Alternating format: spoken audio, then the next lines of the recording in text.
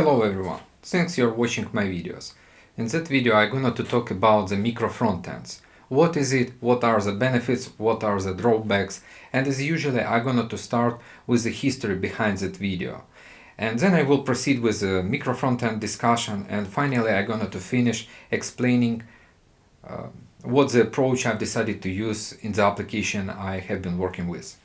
Okay, let's start with the history. A couple of months ago I was working with a micro-frontend, and I remember I spoke with an engineers, and I noticed that when we talk about the micro-frontends, there is an association between the micro-frontends and model federation. I don't make such association in my head, which is why I've decided to create that video. So I'm gonna to explain the micro-frontend, what is it from my point of view, benefits, drawbacks, and share some experience. I think that video can be interesting for business owners, because I think the business owners should be familiar what that pattern is and what are the drawbacks of it. And perhaps it may be interesting for technical engineers. Okay, let's proceed with the micro-frontend. What is it? From my point of view, and maybe in the different resources, you can find that it's like a concept, it's like a pattern. It's something similar to what we have in the backend, which we name like a microservice architecture. That means that you have an application which you can split onto smaller applications. And that every smaller application can be managed by different team, for example. It can be a part of different repository, and it can be implemented even with the usage of other framework. And let's imagine an example. You have a website. That website may contains a lot of different pages, dozens of pages. One of them, for example, the product list. The other may be the page which is sign in or sign up. Also the basket page, the purchase flow, separate pages, etc. And for now, this is the one application, which is based on one Angular framework. Vue.js doesn't matter. And once the engineers decided to break down that application onto smaller application, which will respond to its particular page, let's say its particular URL or road, doesn't matter. Okay, that means since that time the login or sign in, sign up page, it's already a separate application. The product list, the other application. The purchase flow, it's completely the different application. And every application is the different repository, different team, different implementation. So that's what is it shortly micro-frontend. So it's like breaking down the application onto smaller kind of services. Let's talk about the benefits of it. The one benefit which I think really too important to emphasize is mitigate the risks of the framework. What do I mean? To explain, I have to jump back in 2015 years, for example. We can recall a very popular framework AngularJS. By the way, some companies, some projects are still using that framework, and they still gain a profit despite its legacy. But okay, it's a different topic. In 2015, the Angular team, this maybe early, maybe later, doesn't matter. Angular team announced the new generation of Angular framework, which is based on TypeScript, and that was a completely different framework. It was not similar, it was not even similar to the previous AngularJS, and it was no any chances somehow to upgrade the AngularJS automatically or partially from AngularJS the application to its new version. And the migration, it's the same like creating the new application from scratch with the usage Angular or Vue.js or React. You could use even React, doesn't matter. The efforts still the same. You couldn't reuse the existing expertise and experience of the developers. It was also the problem which encountered the engineers, because like their knowledge was not used or was not in the demand already, not in that particular year, maybe then, but in general it made a problem for the engineers as well. So to reduce such risks, the micro frontends can help you, because you have a variety of projects, of applications, and for one of them you can use the one framework, for another you can use the different one. And so that can help you to reduce such risks. Also, that can help you to reduce the risks.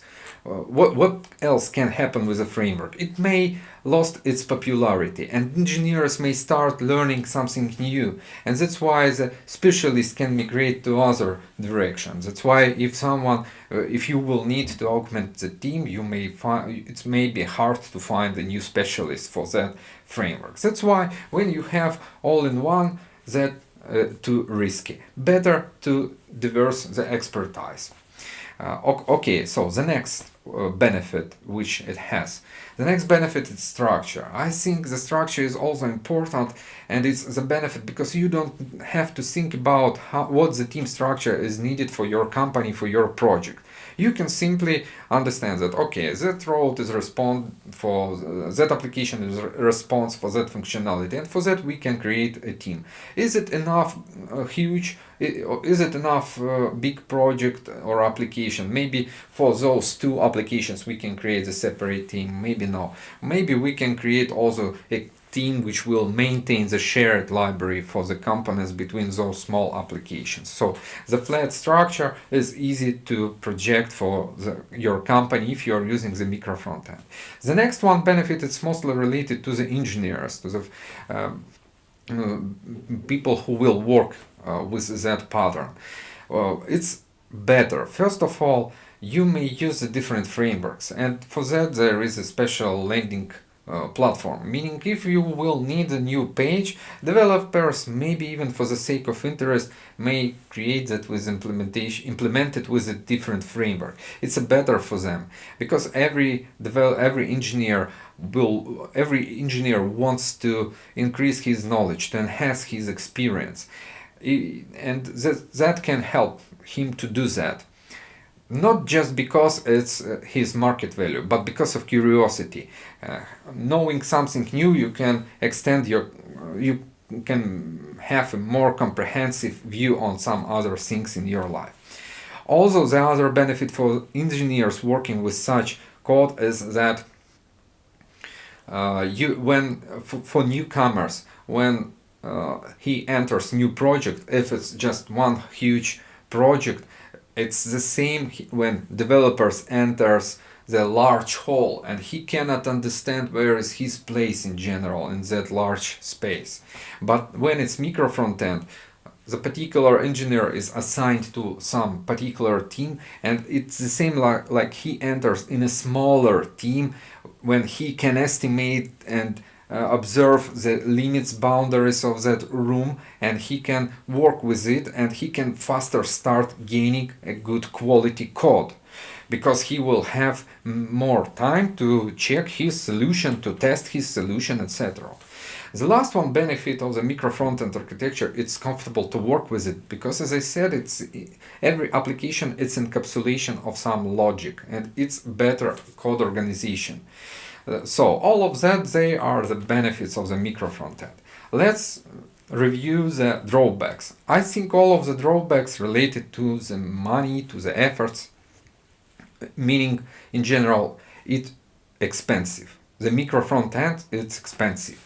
Why it's expensive? Having the applications, smaller applications, they may have different versions. For example, today you have changes just only in one part of your website, in the sign-in, sign-up page, and that means you have to release just only that application. The rest may continue the other work, which may be not ready for today for release, and you can make the release later on. So that means also all of those applications may have the different flow of deploy, of build, of release, and that means you will need, I think for sure, the dedicated role, which is a release manager, who will track what's the version of the page, of that particular page currently deployed on that environment. And the same for the rest of the pages. So that really brings extra complexity. Also, you have to hire a good architect who will project that, because if any mistakes will happen, it will be difficult to fix something. The mistakes could be like what the tools is chosen for the implementation of micro-frontend, what's the split between the application, how the models, reusable models and components are shared between them, how the state of the user transmitted from one page to another when user navigates from one page to another. So all of those questions the architect should think about, and he can manage those small teams correctly in the right direction. And that's why it's expensive. The next problem is the performance. When I said the first, every page it corresponds to its particular application. And when user navigates from one page to another, it's completely the same as he leaving the one website and navigates to the other completely website, like from the scratch. And that means it may have some delay in its loading and its rendering. And that's why an architect should spend extra resources, and it may require extra efforts to really reduce that delay and make that navigation is happening quite fast, similar feelings like it was before the former one single page application. So that's I listed the drawbacks. Maybe there are more others, but I just decided to talk about them. So it's expensive. It's expensive and really requires a lot of efforts. And the last one, what I'm gonna to talk about, the approach which I have decided to use in my application. The case which I have encountered was next. It's a huge Angular-based application. And what I needed to do some refactoring of that architecture.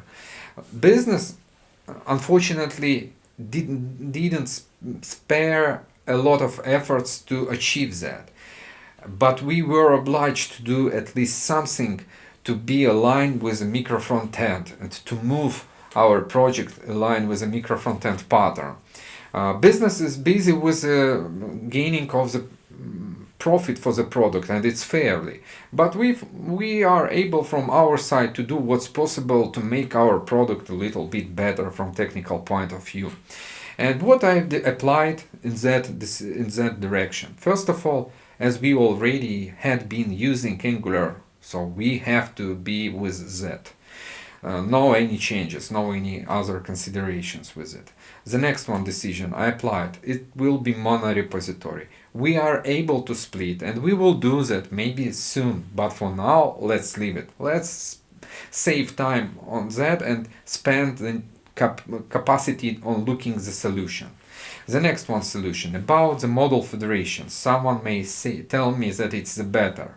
Yes, but unfortunately Angular is not friendly with the model federation. And first of all, the reason of it, Angular in general team tends to read out the Webpack from their compilation. Even right now, the role of Webpack during the compilation is too low.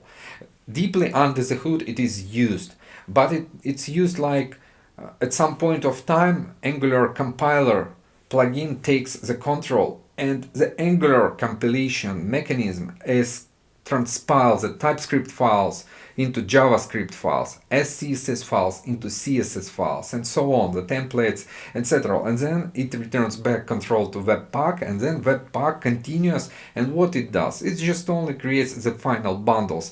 It doesn't need already to transpile, to load, to apply different loaders, etc.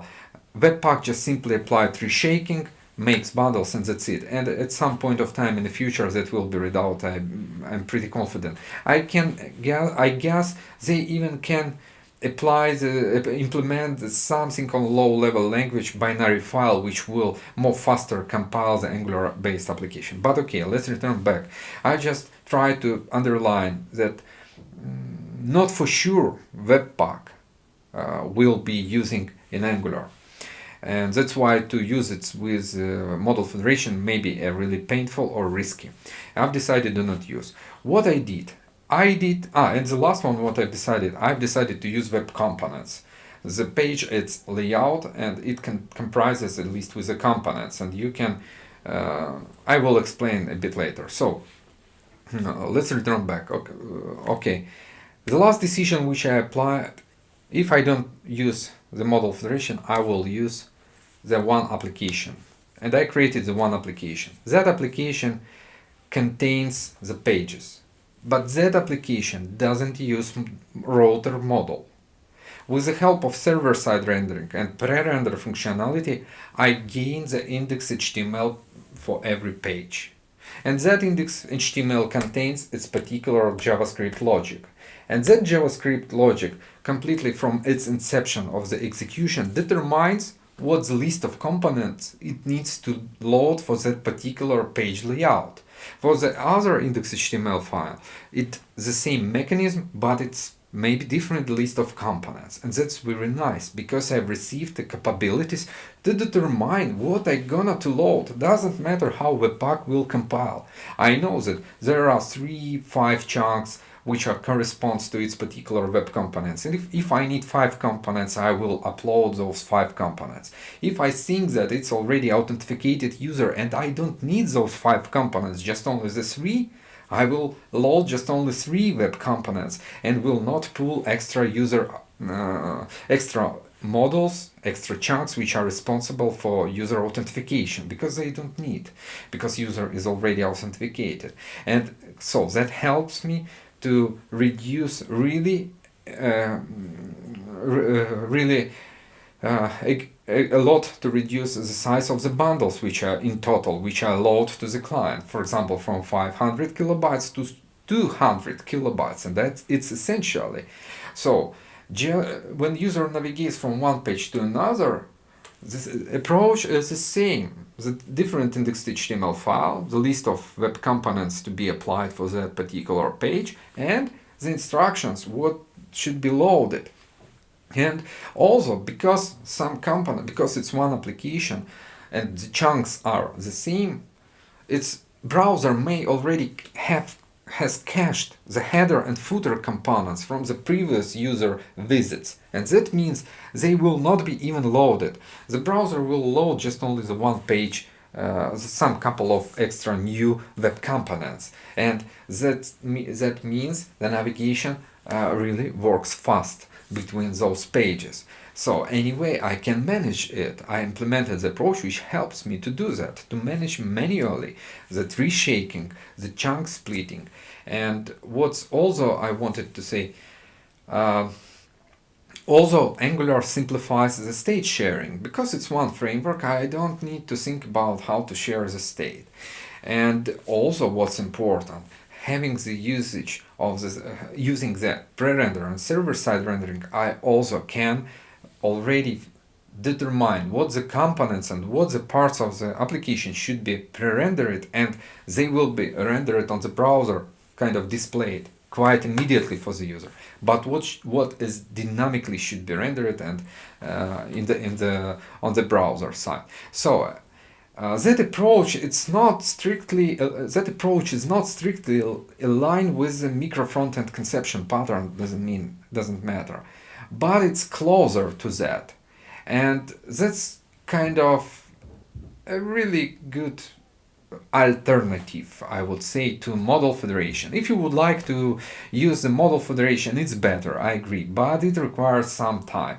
For example, I would suggest it to start with the compilation of your existing project just only with a Webpack, without ng CLI, and then the next stage you can start with a model federation to work with it. What I created a bit similar what's happening under the hood of the model federation, but it's our custom logic which lives in our application.